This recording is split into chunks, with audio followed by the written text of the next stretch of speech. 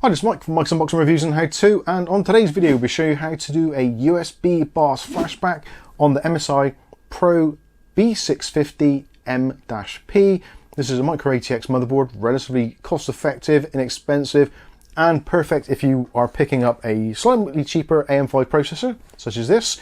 This is the Ryzen 5 7500F. As it stands at the moment, this board only supports this processor with a relatively new BIOS.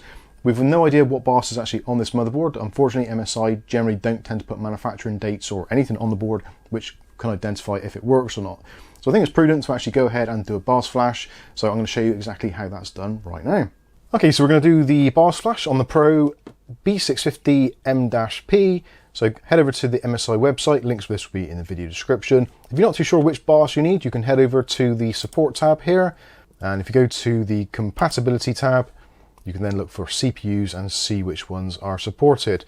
Now, like I said, on this particular instance, we're using the Ryzen 5 7500F. This requires BIOS version 11 or higher. So the original BIOS version, we can find out here. If we go to drivers and downloads, go to BIOS, and we can see where 11 is. I think it's towards the bottom. So yeah, there's 11, so that's actually not too bad. That's back from May of this year. The original release is here.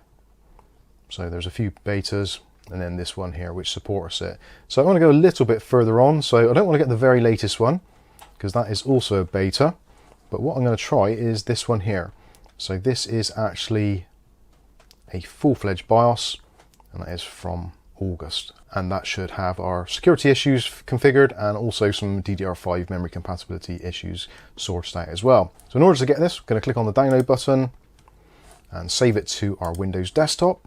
This is a compressed file, so it will need unzipping or extracting. In order to do that, right click on the file, choose extract all, and just choose to extract it to the same location, to the desktop. Now we need to actually change some details of the file. So there is the BIOS file. This one here, as you can see, it's got 120 on the end. So we need to rename this in order to be able to do a USB BIOS flashback. If for some reason you cannot see the file extension, you can go into View and then Show, and then you can show file name extensions. So if it's not visible, you can see it. Windows 11 will automatically show file extensions for any files which are unknown. So you may not need to do that. But anyway, we need to rename this file. So I'm going to click on it a couple of times. So it's highlighted. We're going to delete everything there, and we need to call it msi.rom. Doesn't matter if it's uppercase or lowercase, and you will get a message saying that you want to change the file extension. It may be unusable. Yes, we do.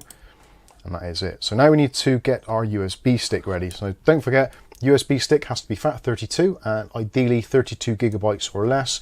If it's more than 32 gigabyte flash drive, you will need to create an additional or a separate FAT32 partition on your drive. We have a video on that. We'll link that in the video description also. So we're going to plug in our drive, and what do we want to do? We want to open it and see what's actually on it. So this has actually got a BIOS flash from a previous one we've done. So we're going to format the drive just to be on the safe side. So find your USB drive. Obviously this is going to erase all information, so do beware. I'm going to right click on it, choose format. I'm going to set it to FAT32 if it isn't already. Also allocation size, going to set it to default, and volume label, leave that blank. That's pretty important. It doesn't like having anything in the volume label for some reason. When you're happy, click on start. You'll get a message saying that this is going to erase everything on the disk. When you're okay, click OK. If you don't want to, click cancel. You'll get a message saying the format is complete when it's done.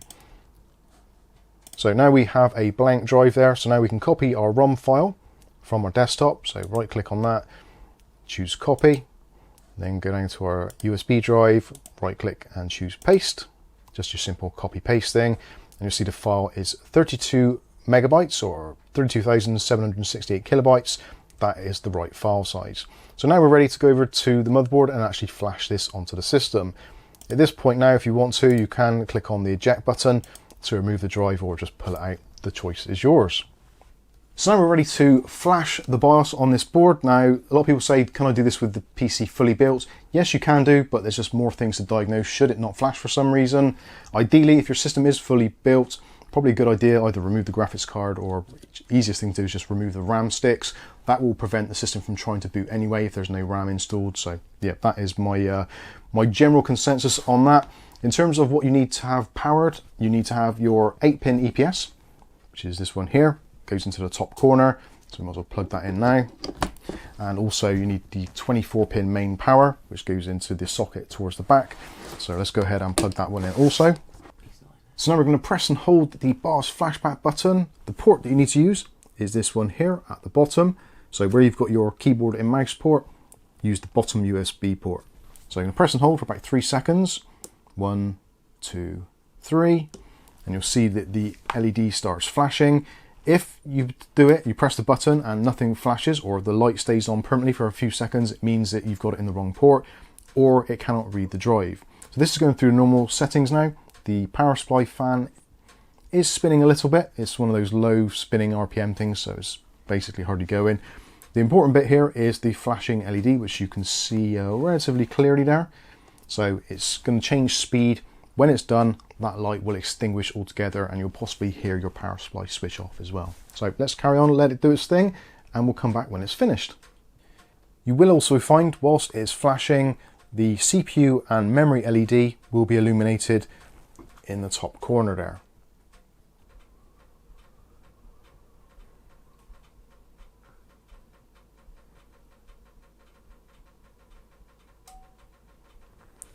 And there we go, the power supply has just clicked off and the motherboard has now rebooted itself, and that is it. So we've still got some LEDs over in this back corner, the CPU and memory, because obviously there's no CPU installed, but the BIOS flashback light has turned off.